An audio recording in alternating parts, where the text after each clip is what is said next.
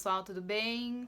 Eu vim aqui falar sobre um assunto que é moda, mas que, pra ser sincera, nunca saiu de moda e nunca vai sair de moda. Que são os tipos de dieta que estão em alta por aí, só que a gente vai olhar pelo olhar da biologia.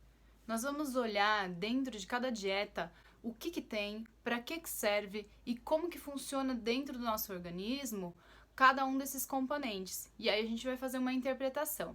Mas eu quero deixar já avisado desde o começo que eu não sou nutricionista e que sim, vocês para seguir qualquer tipo de dieta, vocês precisam seguir uma orientação do nutricionista, porque vão envolver outras questões. Uma questão social, o seu objetivo com essa nova dieta, questões genéticas. Aqui a gente só vai falar da composição de cada uma dessas dietas.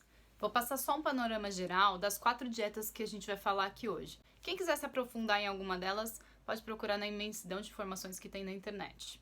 Primeiramente, a gente vai falar da alimentação vegana, depois da ovo-lacto-vegetariana, depois da dieta da proteína e também da dieta low carb. A dieta vegana não é só uma dieta, é uma mudança de hábito, de postura social, e a gente não vai entrar nesse quesito. Mas ela, principalmente, fala da alimentação sem origem animal, totalmente vegetal. Além do mais fácil da gente imaginar, que é a própria carne dos animais, ou o leite que a vaca produz. Então, tudo que tiver origem do animal, se for derivado dele, não está dentro dessa alimentação. A ovo-lacto-vegetariana, como o próprio nome diz, ela permite que essas pessoas consumam o ovo, o leite e os derivados do leite, e o resto só vegetais mesmo e o fungo.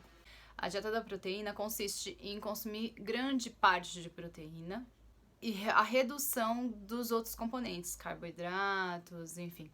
E por último, a dieta low carb, que tudo que tenha origem de carboidrato vai ser reduzido nessa alimentação. Então não restringe a proteína, não restringe o vegetal, mas tem uma redução grande de carboidrato, e a gente vai falar dos carboidratos mais pra frente. Então esse foi só um panorama geral pra gente saber do que a gente tá falando em cada alimentação.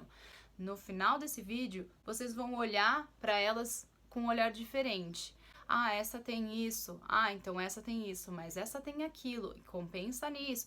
Fazer essa análise para vocês fazerem uma interpretação melhor do que são essas alimentações, o que elas estão ajudando, o que elas estão prejudicando, mas, de novo, lembrando, tem os porquês. Algumas pessoas têm necessidade de um recurso, algumas outras pessoas vão ter necessidade de outros, então por isso a gente tem sim que seguir a orientação de um nutricionista. Não é para pegar essa aula e falar, agora eu vou adotar tal alimentação. Não, pelo amor de Deus. A gente tá aqui para aprender a biologia na prática, no nosso dia a dia. Fazer com que a gente assimile melhor essas nossas informações novas, mas no nosso dia a dia, em coisas que a gente tá conversando. Falamos tudo que tem nas dietas, falamos que temos vegetais, que temos ovo, mas a gente precisa saber o que tem dentro do ovo, o que tem dentro dos vegetais, o que tem dentro das frutas, enfim. Primeiramente, vegetais. O que nós temos dentro dos vegetais? Nós temos carboidrato, proteínas vegetais, lipídios e vitaminas. Depois a gente aprofunda. No ovo, nós temos principalmente proteínas e vitaminas. Na carne e no frango, também proteínas e vitaminas. No peixe, proteínas e vitaminas.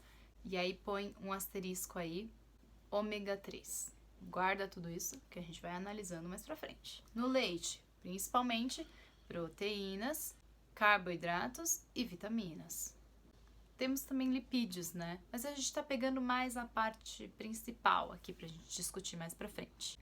Frutas, carboidrato e vitaminas. Fungos, carboidratos, proteínas e vitaminas. Agora a gente entra na biologia propriamente dita, né? Muito mais aprofundada.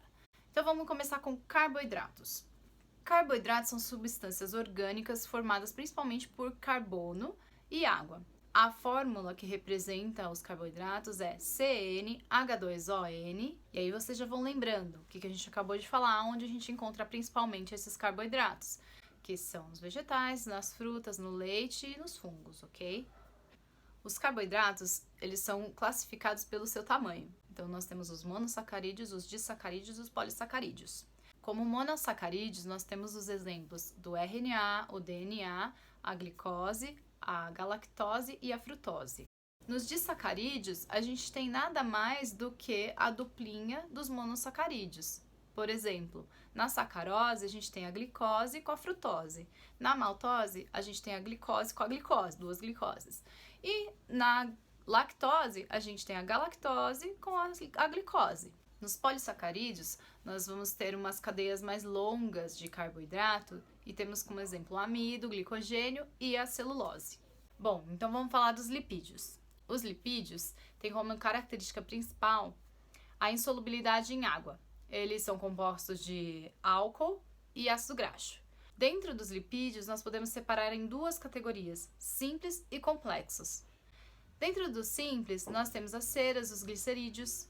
E aí, nos glicerídeos, a gente pode ter ácidos graxos saturados e insaturados. Os saturados têm uma ligação entre dois átomos de carbono, enquanto os insaturados têm duas ligações entre os átomos de carbono. E os saturados, eles são óleos de uma origem animal e os insaturados de origem vegetal. Dentro dos complexos, nós temos duas subdivisões, os conjugados e os derivados. E aí nos conjugados são aqueles lipídios que além do álcool e do ácido graxo, tem outra substância, como por exemplo o fosfato e o carboidrato. E aí tem um exemplo do fosfolipídio, que é um fosfato junto com lipídio para compor a membrana celular. E aí nos derivados, essa substância que se acopla ao ácido graxo e ao álcool são os derivados do colesterol, que são os esteroides. Pode ser os carotenoides, colesterol, hormônios sexuais também.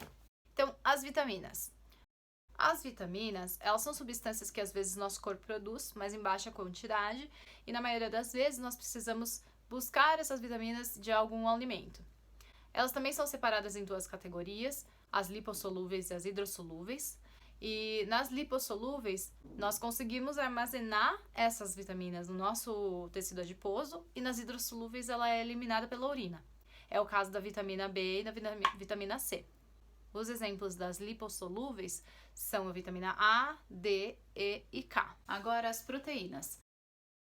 As proteínas são constituídas por cadeias de aminoácido, pode ser uma cadeia ou várias cadeias, e aí cada cadeia é chamada de polipeptídeo, e essas cadeias são nada mais do que vários vagõezinhos conectados entre si, e esses vagõezinhos são os aminoácidos.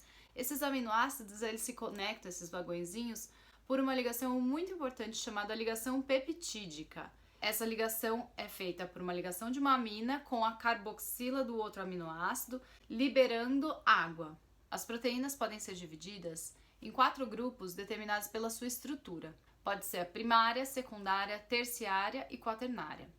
A primária, ela é determinada pela quantidade, pelo tipo e pela sequência dos aminoácidos. A secundária é determinada pelas pontes de hidrogênios que tem entre os aminoácidos. A terciária é pelas atrações e repulsões, como por exemplo as ligações de sulfeto. E a quaternária é formada por 2 cadeias ou mais de aminoácidos. Vamos pensar assim. A primária, a gente está olhando simplesmente para os vagõezinhos do trem linear, né? Elas podem até ter uma outra forma, mas a gente está olhando a quantidade de aminoácidos, a sequência que esses aminoácidos estão colocados. E aí, na secundária, ela já começa a dar umas voltas, já começa a se envolver um pouco mais, e aí é onde ocorrem as ligações de hidrogênio, as pontes de hidrogênio. Na terciária, essa cadeia ela já está muito mais torcida e aglomerada, e aí acontecem as ligações de sulfeto, por exemplo, as atrações e repulsões de outros tipos. E aí na quaternária são 2 ou mais cadeias de polipeptídeos, né, que estão entrelaçadas, elas estão unidas. Nós temos também as proteínas conjugadas, que são grupos de proteínas, assim como os lipídios, que tem outro componente diferente dos aminoácidos na sua cadeia. E aí esse outro componente é chamado de cofator. E a proteína sozinha é chamado de apoproteína. Então, a apoproteína mais o cofator dá origem a um nome que chama holoproteína. E aí a gente tem proteína com carboidrato dando glicoproteína, proteína com lipídio dando lipoproteína, proteína com ácido nucleico dando nucleoproteína. Agora vamos falar um pouquinho, dentro das proteínas, da desnaturação de proteínas, que é muito importante porque a gente vai falar na parte de cozinha, né? Se a gente está falando de alimentação. O que é essa desnaturação de proteínas? A desnaturação de proteínas é a mudança da forma, da estrutura da proteína. Isso acontece quando muda o pH ou a temperatura. Aí o que acontece quando muda o pH e muda a temperatura? O que acontece com a proteína? Muda a estrutura dela, mas como? Dentro tem as pontes de hidrogênio, lembra? Essas pontes são quebradas. E aonde que estão essas pontes de hidrogênio? Na estrutura secundária. Então, a primária, ela é preservada, que só tem ligação covalente. Mas todas as outras conformações, todas as outras partes de estrutura de proteína podem ser degradadas, podem ser desestruturadas, depende da variação da temperatura ou do pH. E agora fazendo uma ligação com o que a gente está falando, que é dieta. Se a gente tem a carne, o ovo, o peixe, o frango, que são tudo proteínas, até o leite, quando a gente cozinha, a gente está fazendo o quê? Aquecendo, aumentando a temperatura daquele alimento. E aí o que acontece com a proteína? Muda a estrutura dela. E aí por isso que a carne muda de coloração, por isso que o leite acaba coalhando quando a gente muda o pH, porque a gente está mudando para o pH mais ácido, e aí vira coalhada, vira iogurte, queijo. Então o ovo, quando a gente frita, ele fica branco, é porque a gente está mudando a temperatura e aí está mudando a conformação, a estrutura daquela proteína. Então, cozinhar nada mais é do que desnaturar proteínas, fala a verdade. Agora a gente já sabe o que cada alimento contém de substâncias dentro deles. Ok, mas para que serve essas substâncias no nosso organismo? Então a gente precisa saber a função de cada uma delas dentro da gente. Voltando agora um pouquinho, passando bem rápido pelas funções de todas as substâncias. Os carboidratos, por exemplo.